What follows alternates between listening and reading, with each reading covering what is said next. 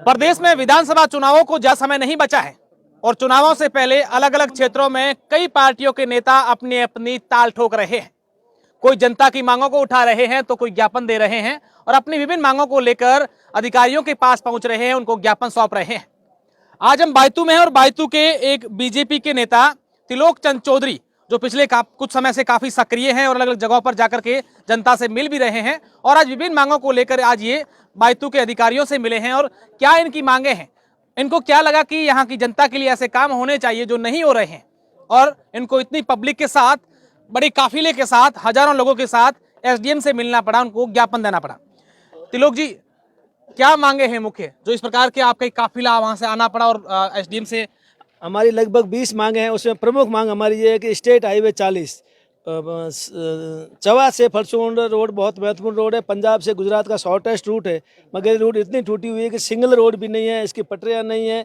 Action को और SC को बहुत बार निवेदन कर लिया, मगर उन्हें कोई ध्यान नहीं दिया। इसके अतिरिक्त कृषि अनुदान किसानों का नहीं आ रहा है। प्रधानमंत्री सम्मान निधि में तहसील स्तर पे बहुत सी गड़बड़ियां होने से लोगों को प्रधानमंत्री की सम्मान निधि नहीं मिल रही है। जल जीवन मिशन में बहुत ज़्यादा पक्षपात हो रहा है, अपने अपने लोगों को कनेक्शन दे रहे हैं, दूसरे लोगों को कह रहे हैं भाई आपका सर्वे में नहीं है। हमारी मांग है कि जो भी ढाणी आबाद है उस हर ढाणी में होना चाहिए।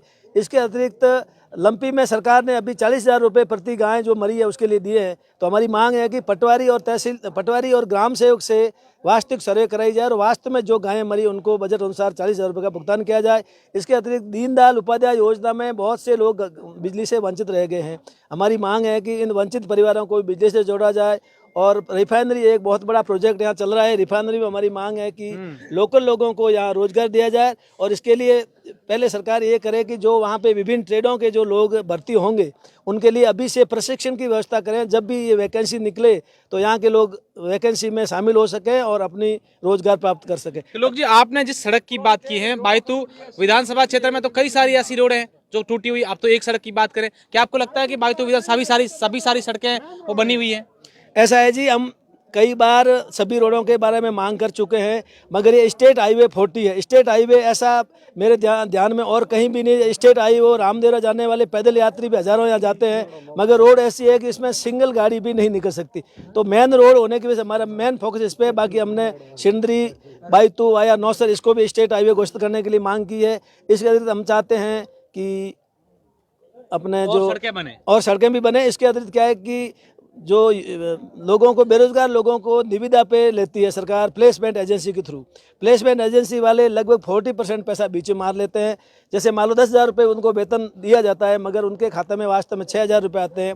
तो हमारी मांग है कि रोजगार कार्यालयों के माध्यम से भर्ती की जाए, जिससे अल्प वेतन भोगी लोगों को वास्तव में 10,000 की जगह 10,000 मिल सके, नहीं तो अभी 40% पैसा बीच में जाता है।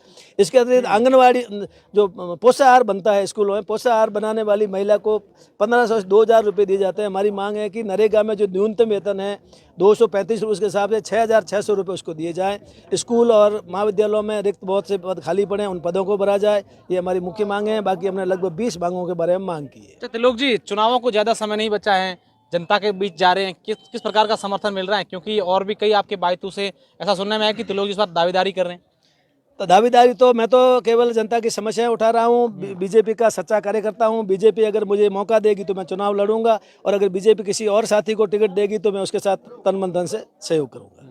मतलब ये तय है कि जनता की सेवा करने के लिए मैदान में आ चुके हैं? बिल्कुल, मैं मैदान में आ चुका हूं, और अगर पार्टी मौका देगी तो मैं पक्का चुनाव लड़ूंगा। और मुझे जहां तक लग रहा है जनता मेरे साथ है और मैं निश्चित रूप से जीत हासिल करूंगा अगर पार्टी मुझे मौका देगी तो। निश्चित रूप से आप देखिए, अलग अलग नेता जो है वो अपने अपने दावे कर रहे हैं। त्रिलोक चंद चौधरी का भी यही कहना है कि इस चुनाव में अगर पार्टी मुझे टिकट देती है तो मैं जरूर जनता के साथ चुनाव, यहाँ बायतू की जनता की विकास के लिए, सेवा के लिए चुनाव लड़ूंगा, और पार्टी अगर किसी और को देती है मैं उसके साथ तन मन से उनके साथ रहूंगा। लेकिन खास बात यह है कि यहाँ की जनता की जो समस्या है उसको पुरजोर तरीके से उठाए और विभिन्न अलग अलग 20 मांगों को लेकर उन्होंने बायतू के उपखंड अधिकारी को ज्ञापन सौंपा है। अब देखने वाली बात होगी कि यहाँ की जनता की समस्याओं का समाधान कब होता है। सहयोगी उम्मीद है, मैं आपका साथी अशोक।